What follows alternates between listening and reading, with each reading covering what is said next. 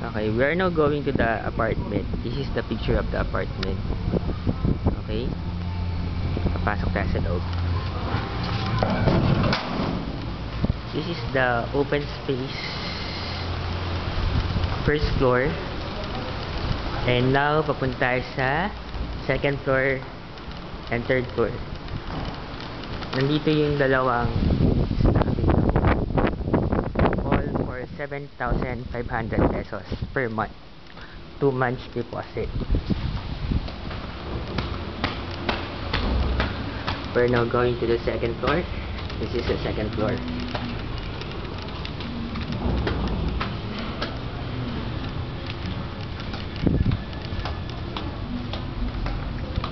The available units are located sa second floor and third floor.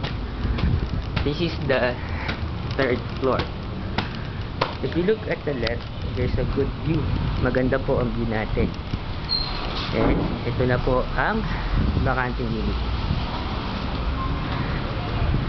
Papasok po tayo sa loob.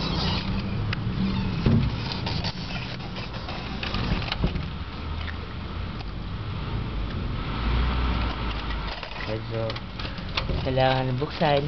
Siyempre.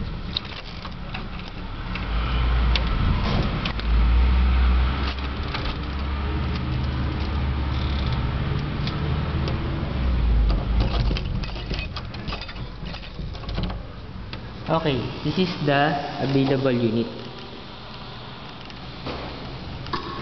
And well ventilated siya.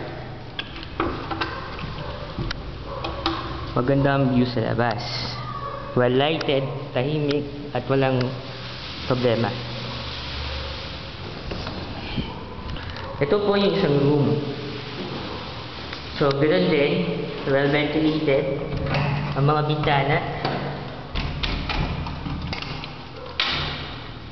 Ganoon din po. You can let it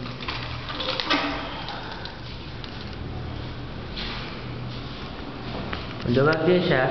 The total square meters is 50 square meters. This is the other room. Meron na siyang space for aircon.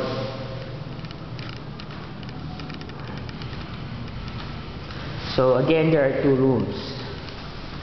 Ito po yung kitchen sink natin. Meron siyang mga closet. Closet natin are for the dito lang po sa kitchen. The rest, bahala na po kayo mag-provide. Papunta po tayo sa dirty kitchen. Dito pwede kayo magsampay. Ang ganda ng mga sinampay nyo and magluto. Pwede rin. May lugar kung saan pwede lagay yung aircon. Merong saksakan sa labas. And of course, the CR. Ito po yung shower.